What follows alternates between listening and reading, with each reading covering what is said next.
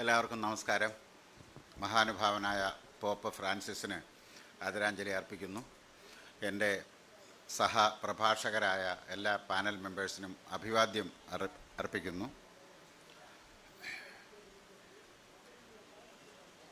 ബാങ്കിങ്ങിൻ്റെ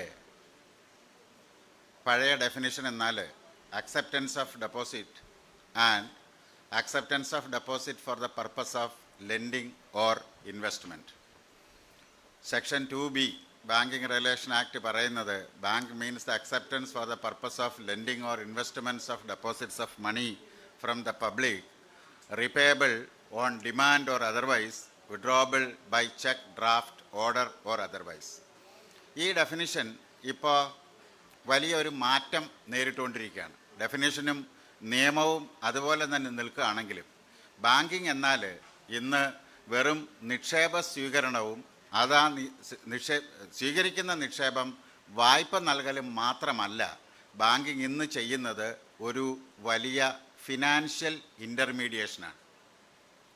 നിക്ഷേപം ഒരാൾ കൊണ്ടുപോയിടുമ്പോൾ ഒറ്റ ട്രാൻസാക്ഷനായി ആ നിക്ഷേപം അതിലിടുന്നു. അതിനുശേഷം വേറൊരാൾ വായ്പ എടുക്കുന്നു എന്നുള്ളത് മാറിയിട്ട് എല്ലാ ദിവസവും നമ്മളുടെ ദൈനംദിന ജീവിതത്തിലെ ട്രാൻസാക്ഷൻ നടക്കുന്നതിൻ്റെ ഒരു ഫോക്കൽ പോയിൻ്റായി ബാങ്കുകൾ ഇന്ന് മാറിക്കഴിഞ്ഞു. Banks are actually doing the financial intermediation and banks are helping the transactional needs of their customers. Like ഇപ്പോൾ നമ്മൾ കടയിൽ പോയിട്ട് ഒരു സാധനം വാങ്ങിയിട്ട് ആ സാധനം വാങ്ങുമ്പോൾ അതിന് UPI വഴി ഒരു ചെറിയ പേയ്മെൻറ്റ് 500 രൂപ കൊടുത്ത് ചെയ്യുമ്പോൾ നമ്മളുടെ റിലേറ്റഡ് ആയിട്ടുള്ള ബാങ്കിൻ്റെ സേവിങ്സ് അക്കൗണ്ട് ഡെബിറ്റ് ചെയ്യപ്പെടുന്നു.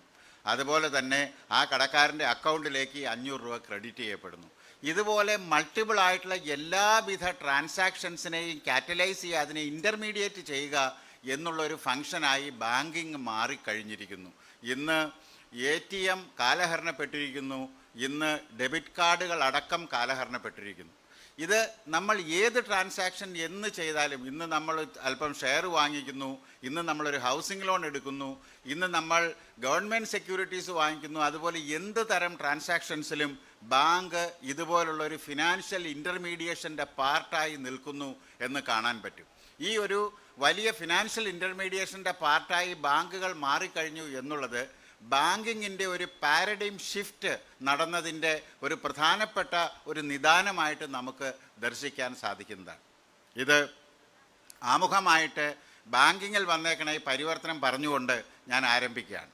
നമുക്ക് കോപ്പറേറ്റീവ് സെക്ടറിലേക്ക് പോയാൽ കേരളത്തിലെ cooperative sector, actually I would like to speak in English for some time. Cooperatives are playing a significant role in the state of Kerala. We have a vibrant cooperative credit structure in the state. The per society deposits and loans are among the highest in Kerala compared to any other state in India. NABARD Deputy Managing Director has already mentioned about it. Like the total banking business in the state of Kerala, it is standing at 13.74 lakh crores as at 31st March 24. Deposit is 7.96 lakh crores and advances 5.77 lakh crores. Deposit is growing at 11% and advances are growing at 17%. Kerala is, again, there is a shift in the focus in the nature of the banking business in Kerala is also being noted here, because Kerala being considered as a predominant state for attracting deposits, that has underwent a change. Now loans have overtaken the growth of deposits. This has happened last to last year. This year figures are awaited, but as on December, advances are more than the growth of deposits. This is a significant change happened in the banking habit or in the banking paradigm of Kerala. Now, when you compare the business done by cooperatives in the state of Kerala, out of 13.74 lakh crore total business handled by scheduled commercial bank, the share of cooperatives along with Kerala Bank, it works out to 3.43 lakh crores. When you talk about 3.43 lakh crores on a total of 13.74 lakh crore total banking business happening in the state, we can calculate that 24.50% of the total business in the state is happening through the cooperative sector is the point which I would like to very clearly mention towards this point. 24% നമ്മളുടെ കേരളത്തിലുള്ള banking ഇടപാടുകൾ നടക്കുന്നത് cooperative സെക്ടറിലൂടെ ആണ് എന്നുള്ളത് നമ്മളുടെ cooperative sector Kerala സ്റ്റേറ്റിൽ എത്രമാത്രം വലിപ്പമുള്ളതാണ്, vibrant ആണ്, അത് ബാങ്കിങ്ങിൻ്റെ മെയിൻ സ്ട്രീം ബാങ്കിങ്ങിൻ്റെ അടിത്തട്ടിൽ ഒരു മെസനൈൻ ടയറായി എങ്ങനെ വർക്ക് ചെയ്യുന്നുവെന്ന് മനസ്സിലാക്കാനായിട്ട് ഈ ഫിഗേഴ്സ് ധാരാളം മതിയാവും. Main stream bankers 75% main stream business അത് ട്രാൻസാക്ട് ചെയ്യുമ്പോൾ ആ ബിസിനസ്സിൻ്റെ താഴെയായിട്ട് റൂറൽ സെക്ടറിൽ 25% വരുന്ന ഒരു വലിയ ചങ്ക് ഓഫ് ബിസിനസ് മാനേജ് ചെയ്യുന്നത് കേരളത്തിലെ കേരള ബാങ്കും അതിനോട് ചേർന്ന് നിൽക്കുന്ന റൂറൽ കോപ്പറേറ്റീവ്സ് ബാങ്കുമാണ് എന്നുള്ളത് നമ്മൾ വളരെ പ്രധാനമായി മനസ്സിലാക്കേണ്ട ഒരു വസ്തുതയാണ്. കേരള ബാങ്കിനെ പറ്റി രണ്ട് വാക്ക് പറയാതെ നമ്മൾക്ക് അടുത്ത ഫണ്ട് മാനേജ്മെൻറ്റിനെ പറ്റിയും പ്രധാനമായ ടോപ്പിക്കിനെ പറ്റിയും പറയാൻ പറ്റില്ല.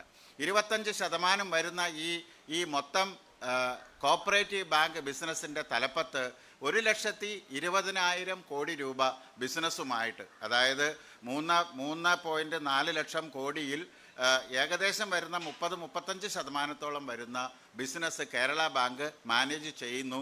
1,20,000 കോടി രൂപ ബിസിനസ് മാനേജ് ചെയ്യുന്ന കേരള ബാങ്ക് ഇന്ത്യയിലെ ഏറ്റവും വലിയ സ്റ്റേറ്റ് കോപ്പറേറ്റീവ് ബാങ്കാണ്. മൊത്തം ഇന്ത്യയിലുള്ള സ്റ്റേറ്റ് കോപ്പറേറ്റീവ് ബാങ്കിൻ്റെ ബിസിനസ്സിലെ 23% കേരള ബാങ്കാണ് മാനേജ് ചെയ്യുന്നത്. നേരത്തെ പാക്സിൻ്റെ ഡെപ്പോസിറ്റ്സ് ഇന്ത്യയിലുള്ള മറ്റ് സംസ്ഥാനങ്ങളെ അപേക്ഷിച്ച് കേരളത്തിൽ കൂടുതലാണെന്ന് പറയുന്നതിൻ്റെ ഒരു പൂരകമായിട്ട് പറയേണ്ടത് കേരള ബാങ്കിൻ്റെ ബിസിനസ്, അപ്പെക്സ് ബിസിനസ്, ഇത് ഓഫ് കോഴ്സ് 2 ടയർ സിസ്റ്റത്തിലാണ് വർക്ക് ചെയ്യുന്നതെങ്കിൽ പോലും ഇതിൻ്റെ ബിസിനസ്സിൻ്റെ പൊട്ടൻഷ്യൽ വളരെ കൂടുതലാണ്. ബിസിനസ് നമ്മൾ മാനേജ് ചെയ്യുന്നത് 50,000 കോടി രൂപയിൽ കൂടുതൽ ലോൺ കൊടുത്ത കേരളത്തിലെ 5 ബാങ്കുകളേ ഉള്ളൂ എന്ന് പറയുമ്പോൾ കേരളത്തിലെ ലെൻഡിങ് ലാൻഡ്സ്കേപ്പിൽ കേരള ബാങ്ക് പുലർത്തുന്ന വലിയൊരു ഇൻഫ്ലുവൻസിനെ പറ്റി നമുക്ക് വിസ്മരിക്കാതിരിക്കാനാവില്ല. മറ്റു ഈ 50,000 കോടി രൂപയിൽ കൂടുതൽ ലോൺ കൊടുത്തത് സ്റ്റേറ്റ് ബാങ്ക് പോലെയുള്ള വലിയ മുൻനിര ബാങ്കുകളാണെന്നുള്ള വസ്തുത നിലനിർത്തുമ്പോൾ കേരള ബാങ്കിൻ്റെ സാന്നിധ്യം ലെൻഡിങ് ലാൻഡ്സ്കേപ്പിൽ വളരെ പ്രധാനപ്പെട്ട ഒരു വസ്തുതയായിട്ട് നിലകൊള്ളുന്നു.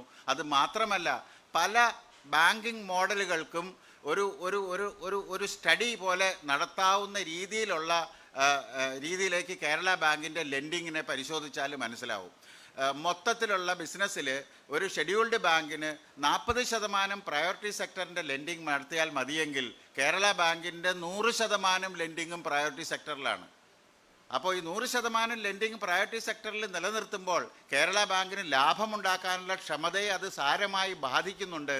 അതിനെ കവച്ചു വച്ചാണ് കേരള ബാങ്ക് ലാഭമുണ്ടാക്കി മുന്നോട്ട് പോകുന്നത്. മുഴുവനും പ്രയോറിറ്റി സെക്ടറിലാണ്. റിസർവ് ബാങ്ക് പറഞ്ഞിരിക്കുന്നത് 40% ചെയ്താൽ മതി എന്ന. 40%-ൽ 18% അഗ്രികൾച്ചറിന് ചെയ്താൽ മതി. പക്ഷേ നമ്മളുടെ 18% അഗ്രികൾച്ചറിനല്ല, ബാങ്കിൻ്റെ മൊത്തം ലെൻഡിങ്ങിൻ്റെ 26% അഗ്രികൾച്ചർ സെക്ടറിലേക്കാണ് കേരള ബാങ്കിൻ്റെ ലെൻഡിങ് പോകുന്നത്. അപ്പോൾ ഇത് കൂടാതെ തന്നെ വേറൊരു 25% ലെൻഡിങ് കേരള ബാങ്ക് ചെയ്യുന്നത് അതിൻ്റെ അംഗസംഘങ്ങളായ പാക്സ് വഴിയാണ്. അപ്പോൾ ഇതൊരു പ്രത്യേക തരം ബാങ്കിങ് മോഡലായിട്ട് 2 ടയർ സിസ്റ്റത്തിൻ്റെ ഒരു പ്രധാനമായിട്ട് ഗവേഷണം നടത്തേണ്ട ഒരു ലെവലിലേക്കുള്ള ഒരു ബാങ്കിങ് സംസ്കാരമായിട്ട് നമ്മളുടെ കേരള ബാങ്കും അതിൻ്റെ താഴെ നിൽക്കുന്ന പാക്സും തമ്മിലുള്ള ആ ഒരു മൊത്തത്തിലുള്ള കോപ്പറേറ്റീവ് സ്ട്രക്ചറിൻ്റെ കെട്ടുറപ്പ്, അതിൻ്റെ ഉദ്ദേശ ലക്ഷ്യങ്ങൾ സഫലീകരിച്ച് മുന്നോട്ട് പോകുന്നതിൻ്റെ ദർശനമായിട്ട് ഇതിനെ കാണാവുന്നതാണ്. ഒരു കാര്യം കൂടി സൂചിപ്പിക്കേണ്ടി വരും, കേരള ബാങ്കിൻ്റെ 60% ജീവനക്കാരും വനിതാ ജീവനക്കാരാണെന്നുള്ളത്. അപ്പോൾ ഇന്ത്യയിൽ ഏതെങ്കിലും ഒരു ബാങ്ക് ഇതുപോലെ 60% ജീവനക്കാരുണ്ടോ എന്നുള്ളതിൻ്റെ കണക്കുകൾ ലഭ്യമല്ല. പക്ഷേ 60% വനിതാ ജീവനക്കാരുള്ള വേറെ ഒരു ബാങ്കും ഇന്ത്യയിൽ കാണാൻ വഴിയില്ല എന്നുള്ളതാണ് ബോംബെയിൽ ബന്ധപ്പെട്ട ചില പ്രധാനപ്പെട്ട കേന്ദ്രങ്ങളിൽ അന്വേഷിച്ചപ്പോൾ മനസ്സിലായത്. അപ്പോൾ ഏറ്റവും പ്രധാനപ്പെട്ട ചില ബാങ്കിങ് സേവനങ്ങൾ, ഏറ്റവും പ്രധാനപ്പെട്ട ഉദ്ദേശ ലക്ഷ്യങ്ങൾ സാക്ഷാത്കരിക്കുന്ന തരത്തിലുള്ള ബാങ്കിങ് സേവനങ്ങൾ കാഴ്ചവെച്ചുകൊണ്ട് കേരള ബാങ്കിന് മുന്നേറാൻ സാധിക്കുന്നുണ്ട് എന്നും ഞാൻ ആമുഖമായിട്ട് പറയാൻ ആഗ്രഹിക്കുകയാണ്. നേരത്തെ ഇവിടെ സൂചിപ്പിച്ച സ്പീക്കേഴ്സ് എല്ലാവരും ഫണ്ട് മാനേജ്മെൻറ്റിൻ്റെ പ്രത്യേകതകളെപ്പറ്റിയും ഫണ്ട് മാനേജ്മെൻറ്റിൽ അനുഷ്ഠിക്കേണ്ട എന്തെല്ലാം ചട്ടക്കൂടുകളാണ് അതിന് കൊണ്ടുവരേണ്ടത് എന്നുള്ളതിനെപ്പറ്റി സംസാരിച്ചു. അത് കൂടാതെ തന്നെ പ്രധാനമായിട്ട് ഈ ഫണ്ട് മാനേജ്മെൻറ്റിലുള്ള സോഴ്സസ്, ഫണ്ടുകൾ മാനേജ് ചെയ്യുക, ഫണ്ടുകളെ ഇഫക്റ്റീവായിട്ട് മാനേജ് ചെയ്യുക, ഫണ്ട് മാനേജ് ചെയ്യുമ്പോൾ നഷ്ടം വരാതിരിക്കുക, ഫണ്ട് മാനേജ് ചെയ്യുമ്പോൾ ലിക്വിഡിറ്റിയും സോൾവൻസിയും മെയിൻറ്റെയിൻ ചെയ്ത് മുന്നോട്ട് പോവുക, ഇത് അതിൻ്റെ ഏത് ധനകാര്യ സ്ഥാപനത്തിൻ്റെ ചലഞ്ചാണ്. ഫണ്ട് മാനേജ് ചെയ്യുമ്പോൾ ആദ്യമായിട്ട് നമ്മൾ നോക്കേണ്ടത് ഏതൊക്കെയാണ് ഈ ഫണ്ട് മാനേജ്മെൻറ്റിൻ്റെ പ്രധാനപ്പെട്ട സോഴ്സസ്. നേരത്തെ സംസാരിച്ച പ്രഭാഷകർ അത് സൂചിപ്പിക്കുകയുണ്ടായെങ്കിലും ഞാനും അത് സൂചിപ്പിച്ച് മുന്നോട്ട് പോവുക. ആദ്യമായിട്ടുള്ള നമ്മുടെ ഫണ്ട് മാനേജ്മെൻറ്റിൻ്റെ സോഴ്സ് ഷെയർ ക്യാപിറ്റലാണ്. Share capital will include amount contributed by their stakeholders, which is nominal and who contribute to the share capital of the bank and cooperative society. Apart from the banks, normally they raise tier 2 capital also. അപ്പോൾ tyre 2 tyre 1 ആയിട്ടുള്ള capital base ആണ് ആദ്യമായിട്ട് നമ്മളുടെ ഇതിൻ്റെ സോഴ്സായിട്ട് നമുക്ക് കാണാൻ പറ്റുന്നത്.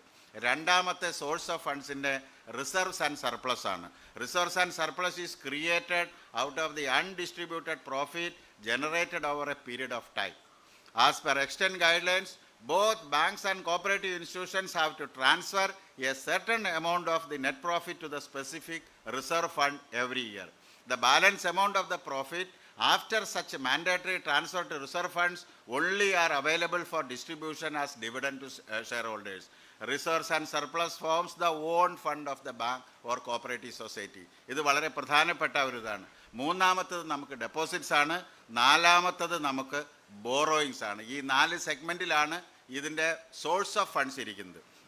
ഇനി അതിനെ എങ്ങനെയാണ് ബെറ്ററായിട്ട് യൂട്ടിലൈസ് ചെയ്യാൻ പറ്റുക നമുക്ക് ആലോചിച്ച് നോക്കാം. Let us examine how each of these sources of funds are effectively utilized.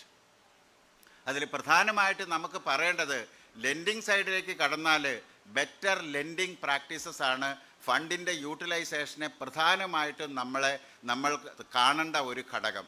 അതായത് കൊടുക്കുന്ന പൈസ തിരിച്ചു വരണം എന്നുള്ളതാണ്. തിരിച്ചു വന്നില്ലെങ്കിൽ ആ ഫണ്ട് നമുക്ക് ബ്ലോക്ക് ആവുന്നു, പ്രൊവിഷൻ്റെ റിക്വയർമെൻറ്റ് വരുന്നു, നമ്മൾക്ക് അതിൽ നിന്ന് കിട്ടുന്ന ഇൻട്രസ്റ്റ് പ്രോഫിറ്റ് ആൻഡ് ലോസ് അക്കൗണ്ടിലേക്ക് എടുക്കാൻ സാധിക്കാതെ വരുന്നു. അങ്ങനെ വരുമ്പോൾ ഇൻകം ശോഷിക്കുന്നു. ഈ പറയുന്ന ധനകാര്യ സ്ഥാപനത്തിന് അതിൻ്റെ പ്രോഫിറ്റ് ആൻഡ് ലോസിന് അതിൻ്റേതായ പ്രത്യാഘാതങ്ങളുണ്ടാകുന്നു. അപ്പോൾ പ്രധാനമായും നമ്മൾ ചെയ്യേണ്ടത് strengthening the credit appraisal and risk assessment model. അത് അപ്പെക്സ് സ്ഥാപനങ്ങളും അതുപോലെ തന്നെ താഴെക്കിടയിലുള്ള പാക്സ് സ്ഥാപനങ്ങളും അതർ സൊസൈറ്റീസും കൃത്യമായി പാലിച്ച് മുന്നോട്ട് പോകേണ്ടതുണ്ട്. പ്രൊഡക്റ്റീവ് പർപ്പസിന് മാത്രമേ നമ്മൾ ലെൻഡ് ചെയ്യൂ, lending only for productive purposes എന്നുള്ളത് നമ്മളൊരു മുദ്രാവാക്യമായിട്ട് എടുക്കണം. ഒരു വർഷം മുമ്പ് നബാർഡിൻ്റെ ചെയർമാൻ കേരള ബാങ്കിൻ്റെ ബോർഡ് അഡ്രസ്സ് ചെയ്തപ്പോഴും ഈ കാര്യം വളരെ ഊന്നി പറയുകയുണ്ടായി. പ്രൊഡക്റ്റീവ് സെക്ടേഴ്സിനല്ലാതെ പ്രൊഡക്റ്റീവ് യൂസസിനല്ലാതെ ലെൻഡ് ചെയ്താൽ അത് ആ പൈസ തിരിച്ചു വരുന്നത് പലപ്പോഴും പല കണ്ടിൻജൻസികളെ ആശ്രയിച്ചിരിക്കും എന്നുള്ള വസ്തുത ഒരു ലെൻഡിങ് ഓർഗനൈസേഷൻ മനസ്സിലാക്കേണ്ടതാണ്. ഇനി നമ്മൾക്ക് ഈ കോപ്പറേറ്റീവ് സെക്ടറിൻ്റെ ജനകീയ സ്വഭാവത്തിന് കോട്ടം വരാതിരിക്കാനായിട്ട് പ്രൊഡക്റ്റീവ് പർപ്പസ് അല്ലാതെ കൺസംഷൻ നീഡ്സിന് നമ്മൾക്ക് ലെൻഡ് ചെയ്യണമെന്നുണ്ടെങ്കിൽ അങ്ങനെയുള്ള കൺസംഷൻ നീഡ്സിന് ലെൻഡ് ചെയ്യാനായിട്ട് പ്രൂഡൻഷ്യലായിട്ടുള്ള ഒരു എക്സ്പോഷർ ഒന്നില്ലെങ്കിൽ അതാത് പ്രാഥമിക സംഘങ്ങൾ ലെവലിലോ അല്ലെങ്കിൽ റെഗുലേറ്റർ ലെവലിലോ ഫിക്സ് ചെയ്താൽ അത്രയും കണ്ട് ഈ ഫണ്ട് മാനേജ്മെൻറ്റിൽ ഇതിൻ്റെ പ്രൂഡൻ ലെൻഡിങ്ങിനെ സഹായിക്കും എന്നുള്ളതിന് സംശയമില്ല. ഉദാഹരണത്തിന് ഒരു അർബൻ കോപ്പറേറ്റീവ് ബാങ്കിന് അല്ലെങ്കിൽ ഒരു അർബൻ ലെവലിൽ വർക്ക് ചെയ്യുന്ന ഒരു പാക്സിന് നമുക്ക് 1 ലക്ഷം രൂപ വരെ കൺസംഷൻ ലോണായിട്ട് കൊടുക്കാൻ സാധിക്കുമോ? ഒരു പഞ്ചായത്ത് ലെവലിൽ വർക്ക് ചെയ്യുന്ന ഒരു പ്രാഥമിക സഹകരണ സംഘത്തിന് കൺസംഷൻ ആവശ്യങ്ങൾക്ക്, അതായത് പ്രത്യേകിച്ച് പ്രൊഡക്റ്റീവായിട്ടുള്ള വേറെ യാതൊരു യൂസുമില്ല, ചികിത്സ, വിവാഹം, ട്രീറ്റ്മെൻറ്റ് അങ്ങനെ വരുന്ന ആവശ്യങ്ങൾക്ക് ലെൻഡ് ചെയ്യുന്നതിന് 50,000 രൂപ പോലെയുള്ളൊരു എക്സ്പോഷർ ഫിക്സ് ചെയ്ത്, എത്ര എമൗണ്ട് ആണെന്ന് ഞാൻ സൂചിപ്പിക്കുന്നില്ല, പക്ഷേ അങ്ങനെയുള്ളൊരു എക്സ്പോഷർ വെക്കുന്നത് തീർച്ചയായിട്ടും നന്നായിരിക്കും എന്നുള്ളത് ഞാൻ സൂചിപ്പിക്കാൻ ആഗ്രഹിക്കുന്നു. ഡ്യൂ ഡിലിജൻസ് ലോൺസ് അപ്രൂവ് ചെയ്യുന്നതിന് മുമ്പ് ബന്ധപ്പെട്ട അതിൻ്റെ ഡ്യൂ ഡിലിജൻസിന് സിസ്റ്റം ഡ്രിവൺ ആയിട്ടുള്ള മെക്കാനിസംസും യൂണിഫോം പ്രാക്ടീസസും ഉണ്ടായിരിക്കേണ്ടതാണ്. ക്രെഡിറ്റ് സ്കോറിംഗ് മോഡലുകൾ എല്ലാ സ്ഥാപനങ്ങളിലും നമ്മൾക്ക് എസ്റ്റാബ്ലിഷ് ചെയ്യാൻ പറ്റിയാൽ അത് വളരെ നന്നായിരിക്കും. ഒരു ഇൻഡിവിജ്വൽ സെഗ്മെൻറ്റിലായാലും ലോൺ കൊടുക്കുമ്പോൾ അവരുടെ പ്രധാനമായിട്ടുള്ള അവരുടെ ഫാമിലി ബാക്ക്ഗ്രൗണ്ട്, അവരുടെ ഇൻകം ലെവൽസ്, അവരുടെ സിബിൽ സ്കോർ, അങ്ങനെ വ്യക്തിഗതമായിട്ട് ഒരു ഫൈനാൻസ് ചെയ്യുമ്പോൾ നോക്കേണ്ട എല്ലാ കാര്യങ്ങളും ഒന്ന് നമ്മൾ പരിശോധിച്ചിട്ട് അത്രയും പരിശോധിച്ച ഘടകങ്ങളെ ഒരു സ്കോറായിട്ട് മാറ്റി ആ സ്കോറിനൊരു റിസ്ക് അസസ് ചെയ്തിട്ട് അതനുസരിച്ച് കൊടുക്കുന്ന രീതി പരിശോധിക്കേണ്ടതാണ്. നമുക്ക് ഒരു പക്ഷേ പറ്റുമെങ്കിൽ ഡിഫറൻഷ്യൽ ഇൻട്രസ്റ്റ് റേറ്റും പ്രാക്ടീസ് ചെയ്യാവുന്നതാണ്. ഉദാഹരണത്തിന് ഇങ്ങനെ നമ്മൾ സ്കോർ ചെയ്യുന്ന ഒരു മോഡലിന് നല്ല ഉയർന്ന സ്കോറാണ് കിട്ടുന്നതെങ്കിൽ അവർക്ക് റേറ്റ് 1% കുറച്ച് കൊടുക്കാനായിട്ട് തീർച്ചയായിട്ടും സംഘങ്ങൾക്കും ബാങ്കുകൾക്കും സാധിക്കേണ്ടതാണ്. രണ്ടാമത് നമ്മൾക്ക് ശ്രദ്ധിക്കേണ്ടത് ലോൺ പ്രോഡക്ട്സിൻ്റെ ഡൈവേഴ്സിഫിക്കേഷനാണ്. ഒരേ പ്രോഡക്റ്റുകൾ സഹകരണ സംഘങ്ങളിലും സ്ഥാപനങ്ങളിലും കാണുന്ന പ്രോഡക്റ്റുകൾക്ക് തീർച്ചയായിട്ടും ഡൈവേഴ്സിറ്റി കുറവാണ്.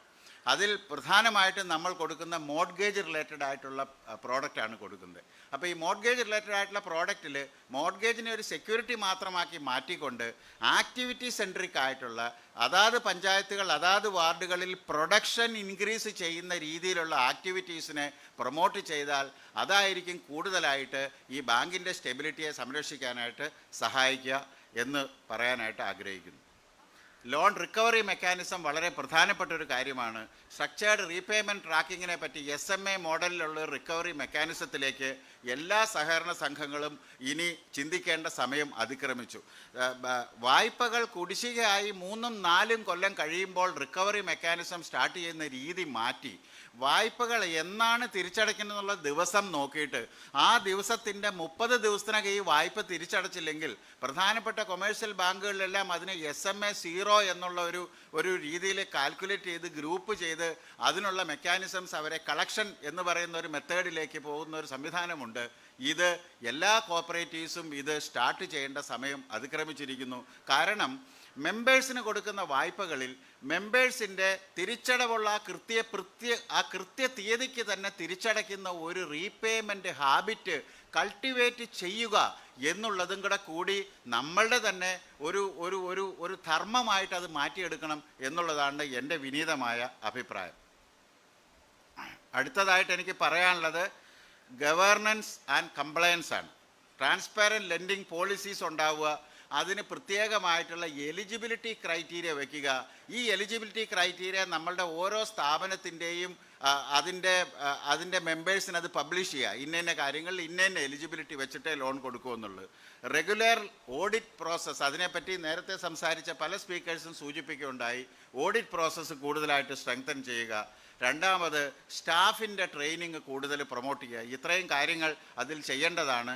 അവസാനമായിട്ട് ഒരു കാര്യം പറയാനുള്ളത്, ഈ തിരഞ്ഞെടുക്കപ്പെട്ട ബോർഡിന് ഈ ഫണ്ട് മാനേജ്മെൻറ്റിലുള്ള പ്രാവീണ്യം, അതായത് ബാങ്കിൻ്റെ ഡെപ്പോസിറ്റ് കളക്ട് ചെയ്ത് ആ ഡെപ്പോസിറ്റിന് എത്രയാണ് കോസ്റ്റ് എന്നുള്ളത് കാൽക്കുലേറ്റ് ചെയ്ത് ഡെപ്പോസിറ്റിൻ്റെ കോസ്റ്റ് കാൽക്കുലേറ്റ് ചെയ്യുന്നത് പലിശ ചെലവ് എത്ര കൊടുക്കുന്നുണ്ടോ അതിനെ ഡിവൈഡഡ് ബൈ ആവറേജ് ഡെപ്പോസിറ്റ്സ് കൊണ്ട് ഹരിച്ചാൽ കിട്ടുന്ന എത്ര തുകയാണോ അതാണ് നമുക്ക് കൊടുക്കേണ്ട ആവറേജ് കോസ്റ്റ് ഓഫ് ഡെപ്പോസിറ്റ്.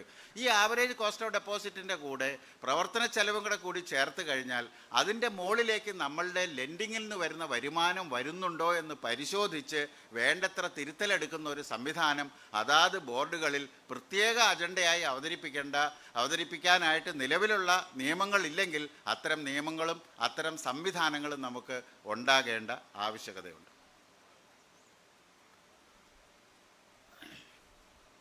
രണ്ട് മൂന്ന് ചലഞ്ചുകളെ പറ്റിയും കൂടി സൂചിപ്പിച്ചുകൊണ്ട് ഞാൻ അവസാനിപ്പിക്കാം.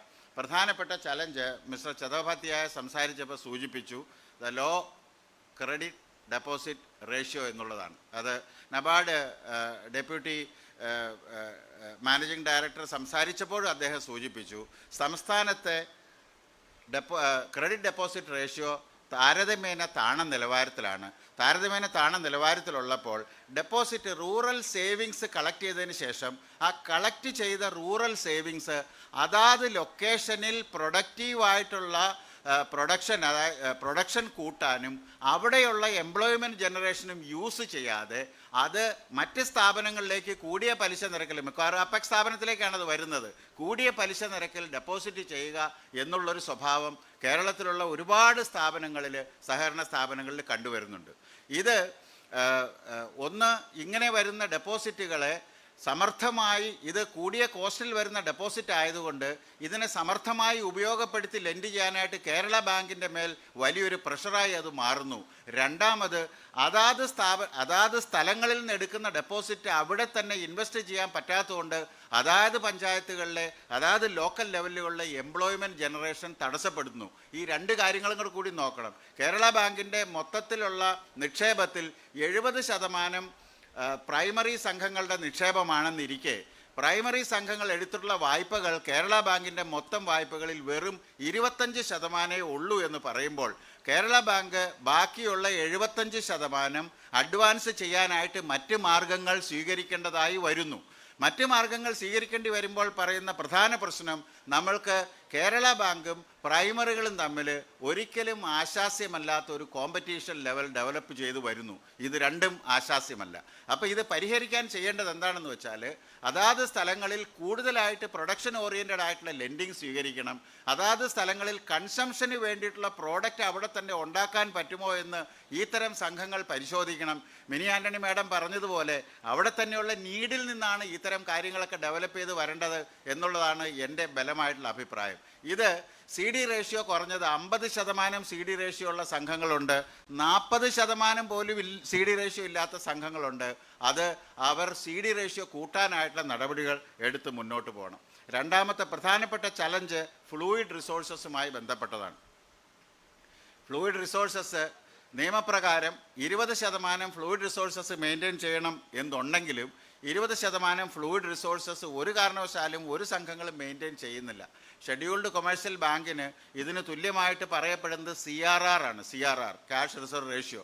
4% ഉള്ള CRR ലിക്വിഡായിട്ട് റിസർവ് ബാങ്കിൽ ക്യാഷായിട്ട് മാത്രം വെക്കേണ്ടത്, അതിൽ ഒരു പൈസ കുറഞ്ഞാൽ അവർ വലിയ പ്യൂണിറ്റീവ് മെഷേഴ്സായിട്ട് ബാങ്കിൻ്റെ ലൈസൻസ് വരെ നഷ്ടപ്പെടുത്തുന്ന രീതിയിലുള്ള വലിയ മെഷേഴ്സ് എടുത്ത് വരും. പക്ഷേ നമ്മൾക്ക് ഈ 20% ഫ്ലൂയിഡ് റിസോഴ്സസ് മെയിൻറ്റെയിൻ ചെയ്യുന്നത് ഇപ്പോഴത്തെ നിയമം അനുസരിച്ച് അത് കേരള ബാങ്കിൽ കറണ്ട് അക്കൗണ്ട് ആയിട്ടോ സേവിങ്സ് ബാങ്ക് അക്കൗണ്ട് ആയിട്ടോ ഫിക്സഡ് ഡെപ്പോസിറ്റ് ആയിട്ടോ അല്ലെങ്കിൽ എടുത്ത ക്യാഷ് ക്രെഡിറ്റ് ലോണുകളുടെ അൺഅവൈൽഡ് പോർഷനായിട്ടൊക്കെ മെയിൻറ്റെയിൻ ചെയ്യാം. ഇത് തീർച്ചയായിട്ടും പുനഃപരിശോധിക്കേണ്ടതാണ്.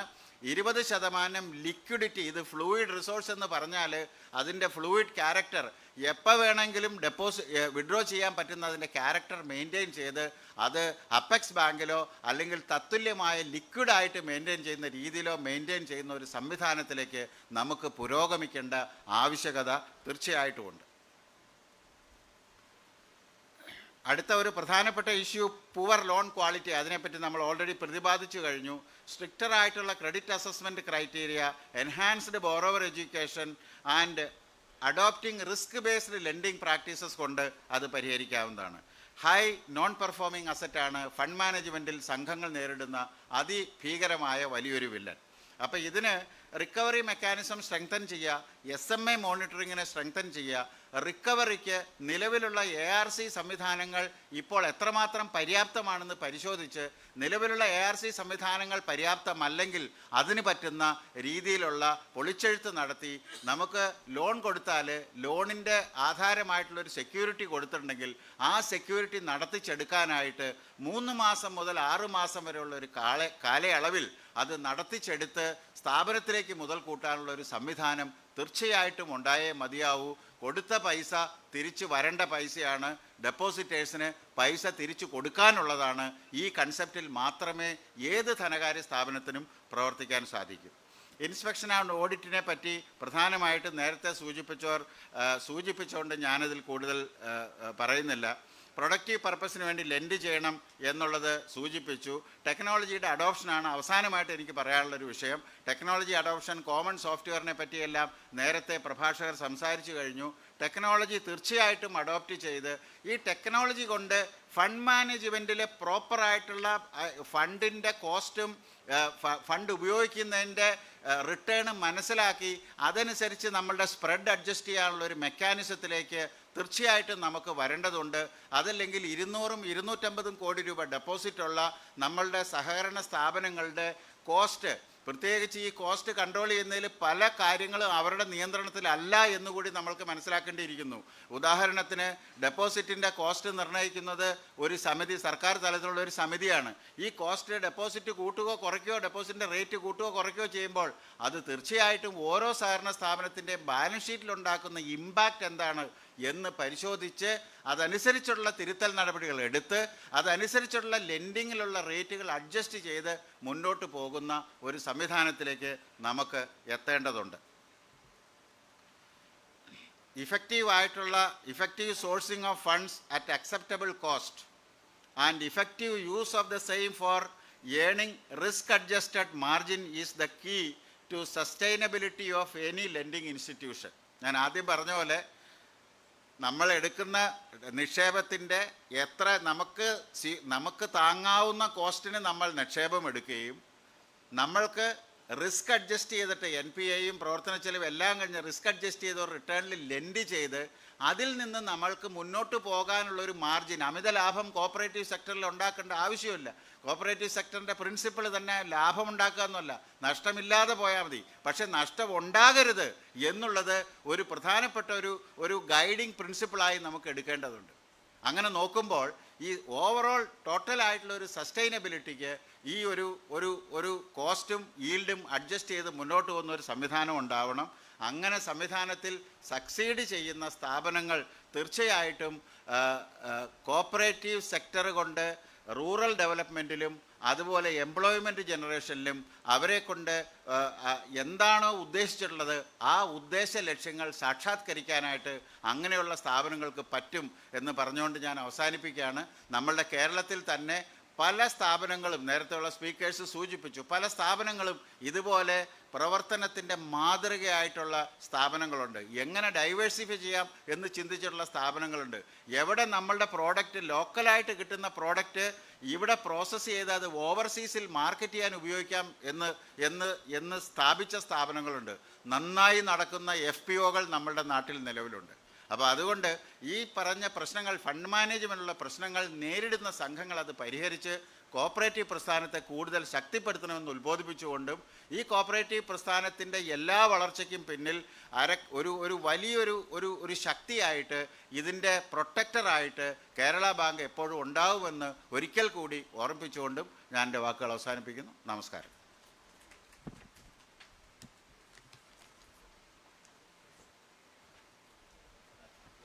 Thank you sir. അടുത്തതായി ശ്രീ ജോട്ടി M. ചാക്കോ സാറിന് മൊമെന്റം നൽകുവാനായി സജീവ് കർത്ത സാറിനെ ക്ഷണിക്കുന്നു.